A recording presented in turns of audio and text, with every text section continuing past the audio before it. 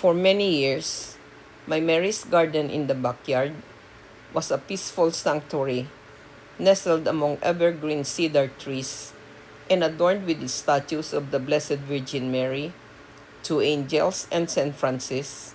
All of them is standing nearly 3 feet tall, and a smaller angel seated gracefully on a pedestal. Sa loob ng maraming taon, ang Hardin ni Maria sa aming bakuran, sa likod ng bahay, ay isang tahimik na santuaryo na napapalibutan ng mga evergreen cedar at mga bulaklaking halaman. As the seasons passed, in the past 9 years in Niagara Falls, the cedars grew taller and denser, their branches gradually veiling and hiding the statues of Mary, the angels, and Saint Francis from view and obscuring the hanging geraniums that once cascaded in bright blooms beneath them. Habang lumilipas ang panahon, sa nakalipas na 9 na taon sa Niagara Falls, lalong kumapal at tumangkad ang mga puno ng cedar hanggang matakpan ang Mama Mary, mga anghel at si Saint Francis at ang mga nakasabit na geraniums. This summer, I began the restoration of Mary's Flower, an evergreen garden. Although at almost 78 years of age, I have gone much weaker and unstable in mobility due to my 2020 stroke and heart bypass in 2021. I still try to function, but with great care and caution to avoid falls.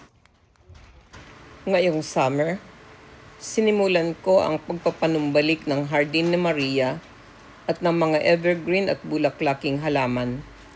Bagamat ako ay almost 78 anyos na at mahina na ang tuod at kamao, dala ng aking stroke noong 2020 at heart bypass noong 2021, ay pinipilit ko pa rin kumilos, pero kailangan na malaki ang pag-iingat para hindi madapa o mahulog. With careful trimming and shaping of the cedars, the statues are once again coming into view. My dexterity is much worse now than ever. Therefore, I cannot do an excellent job anymore of decent trimming of the trees. To me, as long as the statues and the flowers and the string lights on the fence are not covered, it is good enough.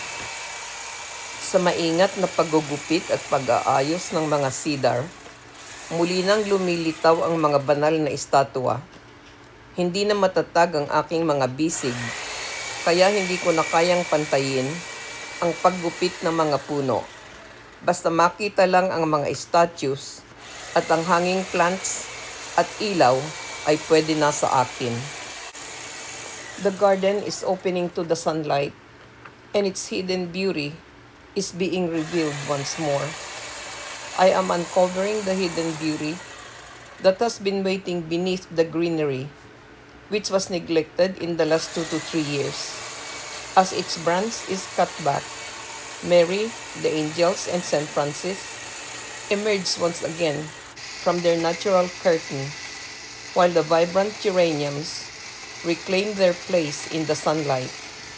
It feels less like ordinary gardening and more like revealing a cherished sacred space, restoring its beauty, balance, and sense of peace to all. Muling nabubuksan ang aming likod bahay garden sa liwanag ng araw, at ang nakatagong kagandahan nito ay muling nabubuhay. Unti-unting nalalantad ang ganda na matagal nang napabayaan sa nakalipas na 2 hanggang 3 taon. Pagkaputol ng cedar trees, muling nasisilayan sina Mama Mary, mga anghel at Saint Francis, habang ang makukulay na geraniums ay muling tumitingkad sa sikat ng araw. Sa akin, higit pa ito sa simpleng paghahardin. Ito ay pagpapanumbalik ng isang minamahal at banal na hardin ni Mama Mary. Ibinabalik ang kagandahan, kaayusan, at kapayapaang maidudulot sa lahat. This is more than ordinary gardening for me.